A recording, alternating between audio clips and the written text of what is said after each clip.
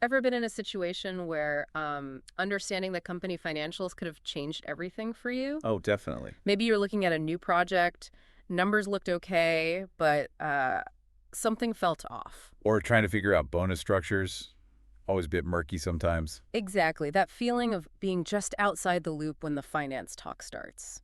We've all been there. Yeah, it's super common, that feeling of, being in the dark. It can really dent your confidence at work. Well, today's deep dive is laser focused on giving you that clarity. Mm-hmm.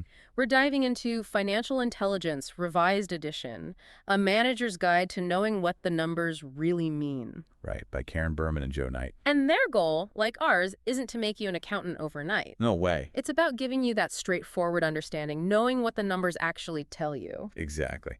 Our mission today is really practical. We want to pull out the stuff you can actually use day to day. Yeah, the actionable insights. We'll break down the core ideas, use simple examples, and focus on what you can do with this. So you can ask smarter questions. Ask smarter questions, contribute more effectively, maybe even spot potential issues down the road. It's about becoming more financially savvy. Okay, let's get into it. Right off the bat, Berman and Knight say something that might shift your perspective. Oh, yeah. They say finance and accounting. They're as much art as they are science. Art. That sounds counterintuitive for numbers, doesn't it? It does. Oh, what's artistic about a balance sheet? Well, it's fascinating because, yeah, finance uses concrete numbers, but those numbers, they often sit on a foundation of assumptions, estimates. This is not purely objective. Not always. The reliability, it hinges on the judgment calls made by finance pros, Yeah. making reasonable assumptions, calculations. That's where the art comes in. Okay, give us some examples. Where does this judgment, this art actually show up? Revenue recognition is a big one, a classic. Hmm. GAAP, that's generally accepted accounting principles, says revenue is recognized when earned. Product shipped, service delivered. Seems clear enough. Seems straightforward, yeah? But the book points to a study, it's a bit dated now, but still relevant, showing loads of SEC fraud cases involved messing with revenue recognition. Wow. 41%, I think they mentioned? Something like that, yeah. Think about it. Yeah. Deciding exactly when a long-term project is earned enough, that takes judgment. Like construction or big consulting digs. Exactly. Or remember Xerox. They got into trouble for recognizing lease revenue way too early. Billions of dollars. A clear case of the art going wrong. So it's definitely not as simple as just waiting for the cash to land in the bank account. Not at all. Another area is categorizing expenses. How so? Well, is this purchase an operating expense, something that hits the profit right away, Oh. or is it a capital expenditure, something you spread out over time through depreciation? Ah, okay. And that decision matters. Hugely. The book brings up WorldCom. Infamous case. They tried classifying basic office stuff as capital expenditures. Seriously? To boost profits. You artificially inflate profits, yeah. There are rules, sure, but the line isn't always bright white. And these calls dramatically affect the reported performance. Okay, so assumptions, estimates, they're baked into these documents. The book uses 3 specific examples to illustrate this art. Accruals, depreciation, and valuation. Let's start with accruals. What's the main idea? Accruals are all about matching. That's the key word. Matching what? Matching the costs associated with generating revenue in the same accounting period, even if the cash hasn't actually moved yet. Okay, like an invoice you get but don't pay immediately. Exactly. Say you get marketing services in July, pay in August. That expense gets accrued in July, recorded in July. To match it with the July revenues that marketing helped generate. Precisely. It gives a more accurate picture of profitability for that specific period. Makes sense. Okay, what about depreciation? We hear that term all the time. Depreciation is how companies allocate the cost of tangible assets, think equipment, buildings, not land though, over their estimated useful life. So instead of taking a huge profit hit in the year you buy, say, a big machine. Right. You spread that cost out, recognizing it as an expense over the years you expect to actually use the machine to make money. It reflects the wear and tear, the gradual using up of the asset. Yeah. But the key phrase there is estimated useful life. That's where the judgment, the art, comes back in. Ah, because it's an estimate, not a hard fact. Exactly. How long will that machine really be productive? It's an estimate. And changing that estimate, it can seriously impact the reported profit. How so? Can you give an example? The book uses a trucking company. If they decide their trucks last 5 years instead of 3. Then the annual depreciation expense goes down. Right. Lower expense means higher profit. Instantly. without selling a single extra delivery. The airline industry has seen this too, as planes last longer. They adjust depreciation, and boom, earnings look better. Wow, so even depreciation isn't purely mechanical. Assumptions matter. They really do. And the third example is valuation. This sounds like where the art really takes over. You could say that, valuing a company, figuring out what it's worth. Yeah. For a merger, an investment, even just planning. Yeah. The method you choose is critical, and it's definitely not just plugging numbers into a formula. Different methods give different answers. Like valuing based on profits versus valuing based on revenue. Exactly, or assets. Each method has its own focus, its own bias, really. The book even mentions some wild ones from the dot-com era, right? Counting eyeballs. Yeah, website visitors, number of engineers. Seems crazy now, but it shows how subjective valuation can get. Depends what you decide is valuable. And even today, sophisticated methods rely on forecasts, assumptions about the future, always uncertain. These valuations drive huge decisions, so understanding the art is key. So the big takeaway here is financial statements, not just hard facts. Right. They're representations shaped by choices, assumptions, estimates. And becoming financially intelligent means seeing that artistic side. Yeah, and learning to ask good questions about those assumptions. Okay. Being more critical. Exactly. It lets you interpret the numbers with, a more informed perspective, whether it's your company or one you're looking at. Okay, let's move on to the first big statement. The income statement. Right, the P&L. Profit and loss, statement of earnings, shows revenues, expenses, profit over a period. What's the main thing to get here? Well, its purpose is to measure profitability over time, a quarter, a year. The bottom line, net profit. It gets the headlines, yeah. But remember, it's not just cash in minus cash out. Because of all the accruals and depreciation we just talked about. Exactly. Those accounting choices shape that profit number. The book emphasizes revenue recognition again here. Why is how revenue gets recognized so vital? Because that top line, the revenue figure, it affects everything below it. Okay. The rule is earned, Mm-hmm. but applying it gets tricky. The book gives this example. A software company needs to hit its EPS target for Wall Street, earnings per share. Yeah, net profit divided by shares, outstanding. Investors watch that closely. Super closely. So this company considers recognizing 75% of a big contract up front, instead of maybe a more conservative 50%. Just by changing the accounting. Just by making that judgment call. They could potentially hit their target, even if the actual business hasn't changed fundamentally. That really could paint a misleading picture, couldn't it? It could. And the book also mentions deferred revenue. What should we know about that?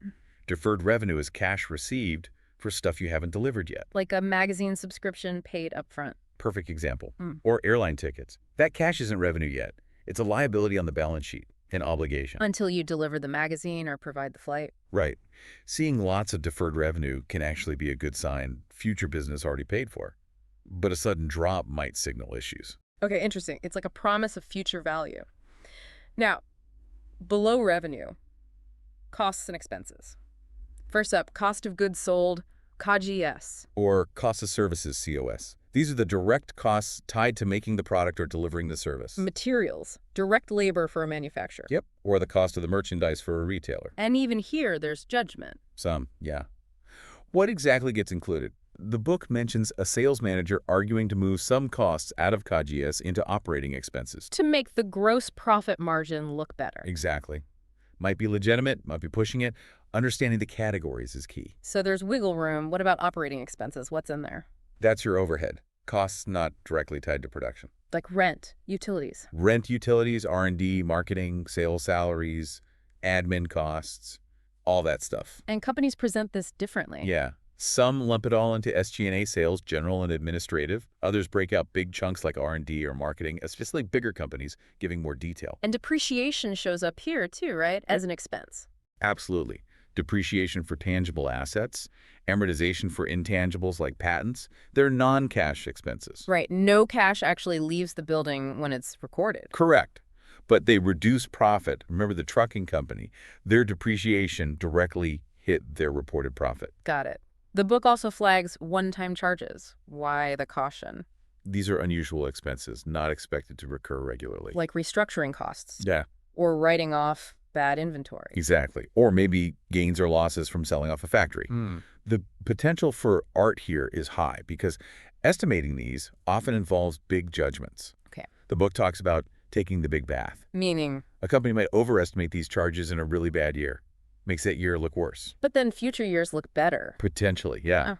They might reverse some of those charges later, boosting future profits. So look closely at one-time items. Interesting. A way to smooth things out. Now, EBITDA, earnings before interest, taxes, depreciation, and amortization.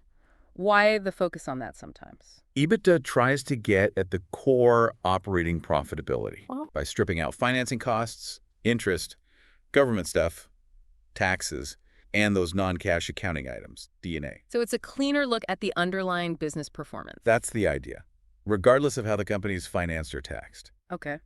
And finally, the bottom line, net profit. The book says there are 3 main ways to boost it. Yep, pretty straightforward levers, really. 1, sell more or raise prices. Increase sales volume or price, yeah. 2, lower your direct costs, COGS. Make things cheaper. More efficiently, yeah. And 3, cut operating expenses. Like overhead headcount. Right.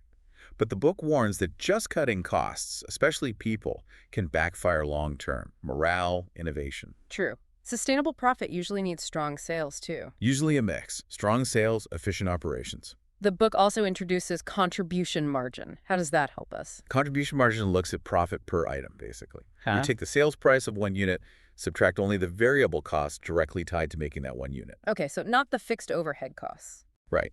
What's left is the margin that contributes to covering fixed costs and then generating overall profit. Why is that useful? Super useful for pricing decisions, product mix decisions. Should we take this special order?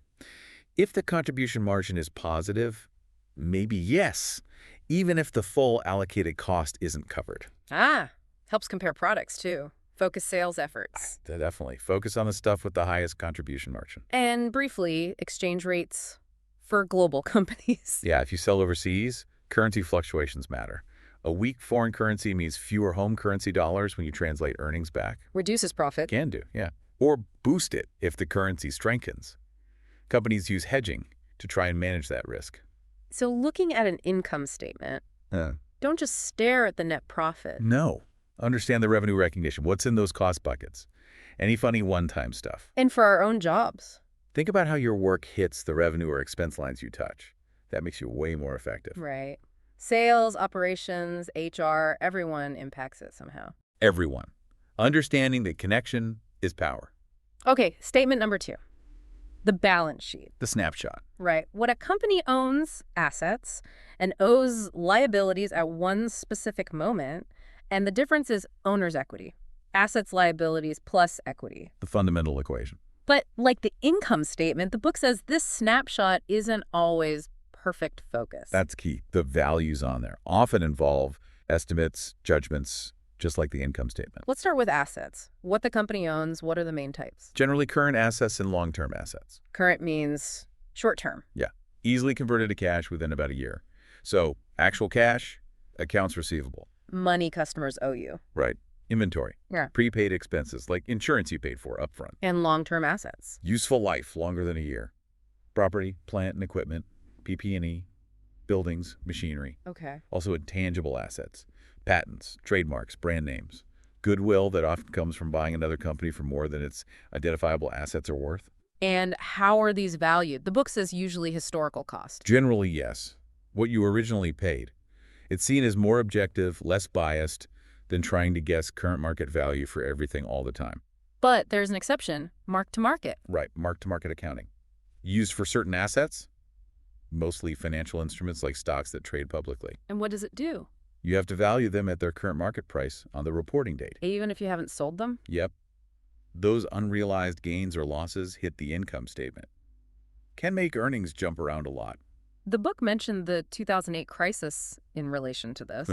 It was a big debate then, how mark-to-market affected banks holding complex assets whose value plummeted.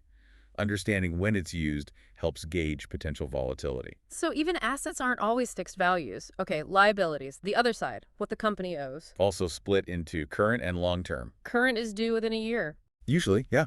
Accounts payable, money owed to suppliers. Short-term loans. Accrued expenses, like salaries earned but not paid yet. And deferred revenue, which we talked about. Right, the obligation. And long-term liability. Due beyond a year. Usually long-term debt like bank loans or bonds. Okay. So assets minus liabilities equals owner's equity. What's that again? It's the owner's stake. Shareholders' equity, stockholders' equity. Same thing. The residual claim. Basically, yeah. What's left for the owners after all debts are paid? It includes the original capital invested plus retained earnings. Retained earnings being profits kept in the business. Accumulated profits that haven't been paid out as dividends. If it's negative, that's an accumulated deficit, not usually a good sign. And the balance sheet always balances. Why is that?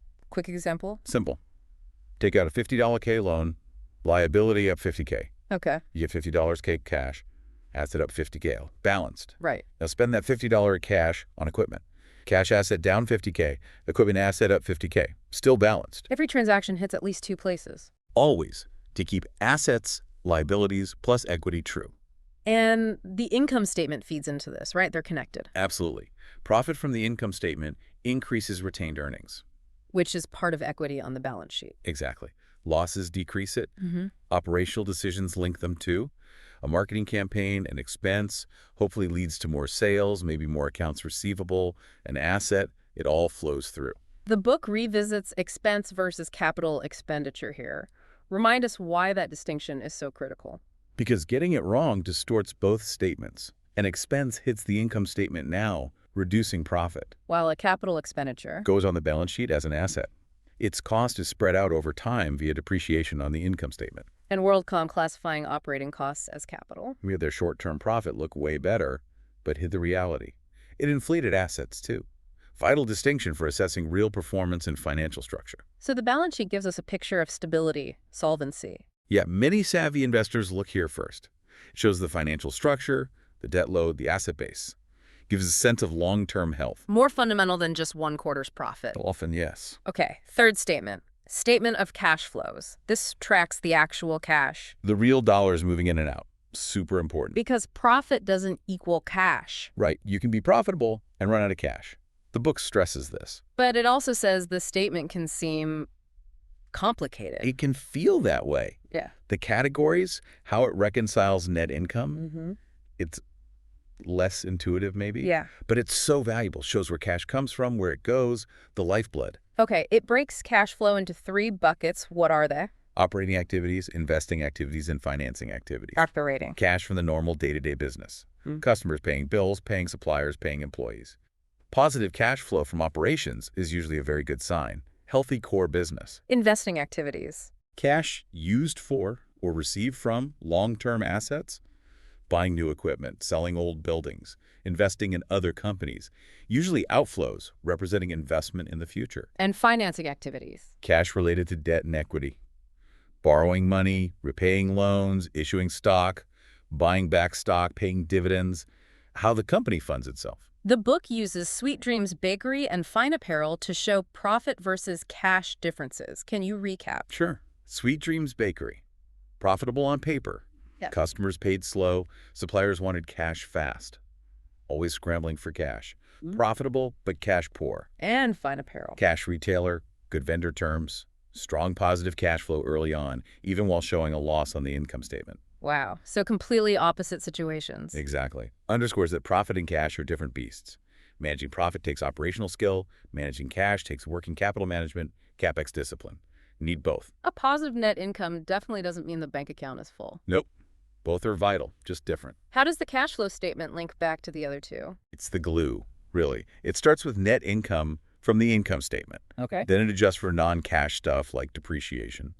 And for changes in balance sheet accounts, receivables, inventory, payables. Why adjust for those?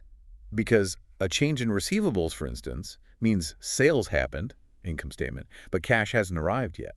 So an increase in receivables reduces cash flow from operations. It reconciles the accrual accounting back to actual cash movement. Precisely. And the investing and financing sections directly reflect changes in long-term assets and liabilities equity on the balance sheet. They all tie together. The book also brings up free cash flow. What's that, and why do investors care? Free cash flow is basically cash from operations minus capital expenditures. So cash left over after reinvesting in the business. Exactly. Cash available for investors, debt holders, equity holders, Yeah. after maintaining and growing the asset base. And investors like it because It's seen as the discretionary cash the company really generates. Cash available to pay down debt, pay dividends, buy back stock, make acquisitions. Strong free cash flow signals financial health, sustainability. So actionable insight for us is thinking about how our daily work impacts cash. Totally. Negotiating payment terms, managing inventory, controlling spending. It all affects cash flow. Everyone plays a part. Everyone. Understanding that link, huge.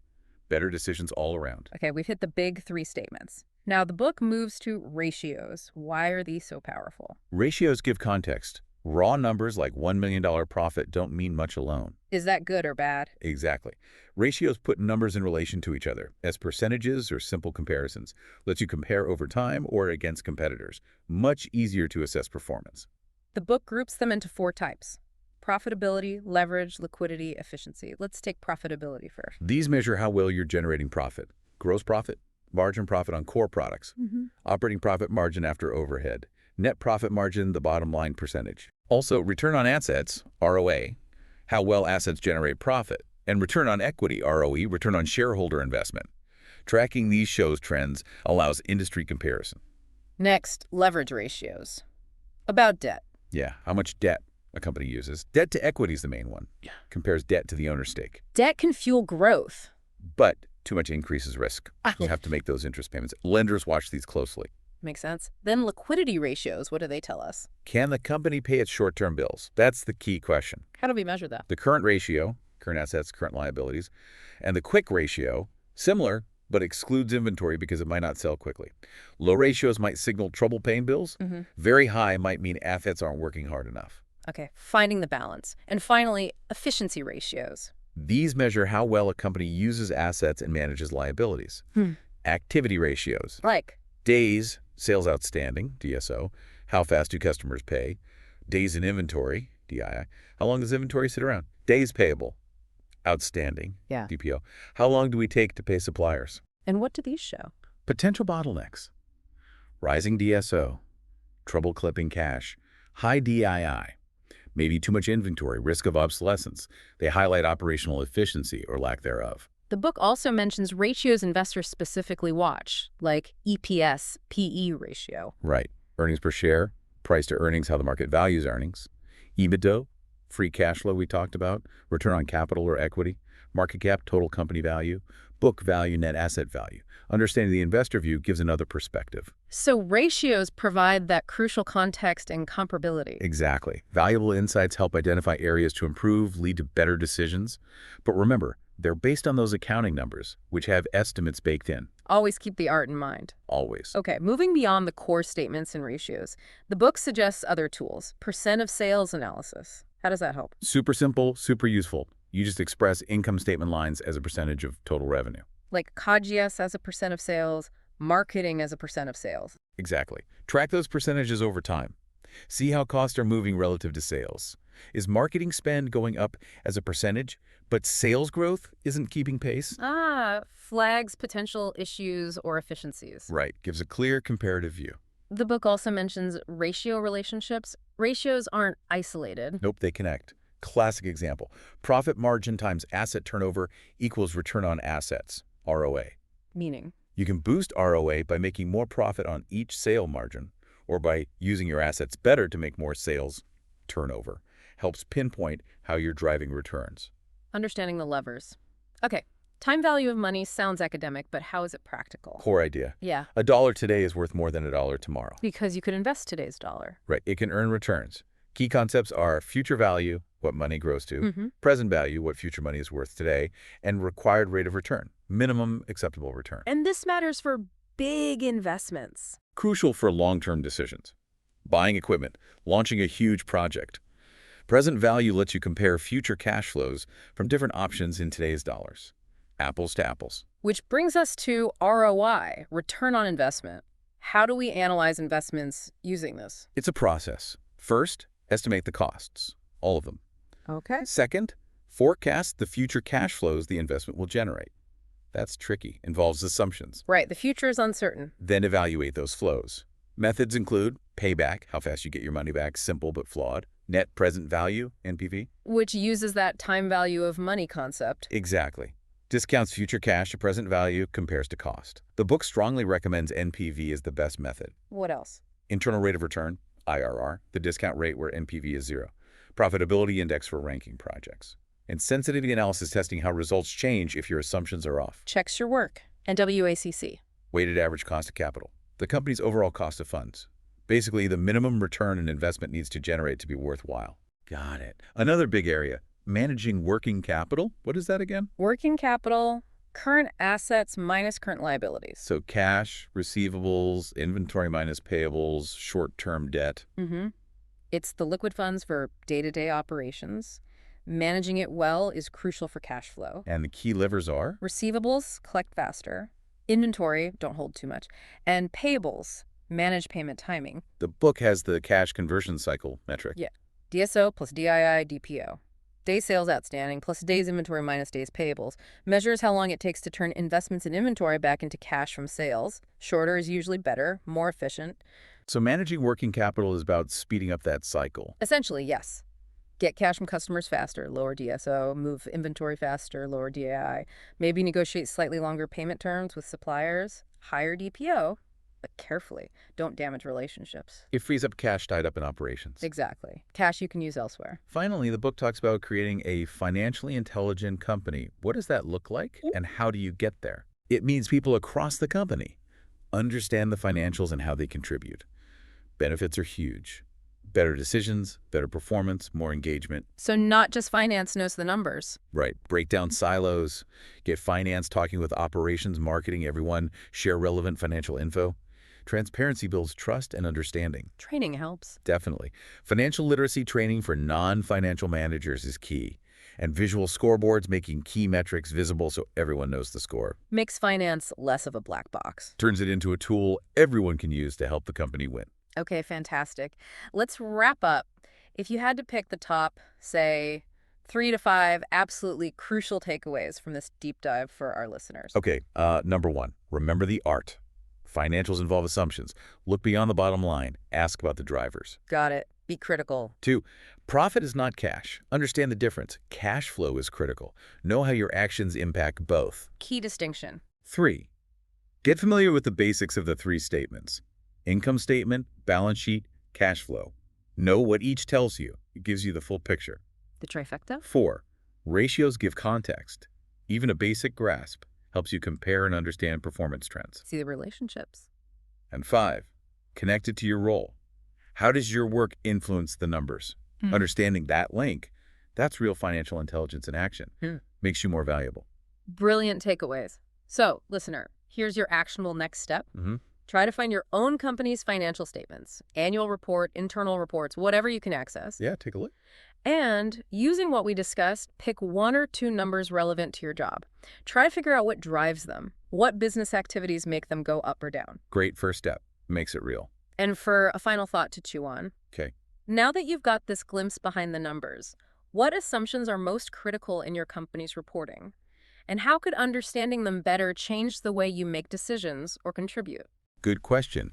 Thinking about those underlying assumptions really elevates your understanding. Thanks so much for joining us for this deep dive. My pleasure. Great discussion. Until next time.